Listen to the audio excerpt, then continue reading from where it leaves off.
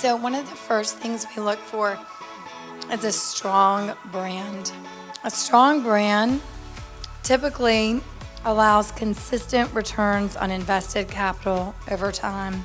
The other thing we look for is management ownership. We think this is really important because it allows management to have long-term thinking where they're managing money for the next earnings call, right?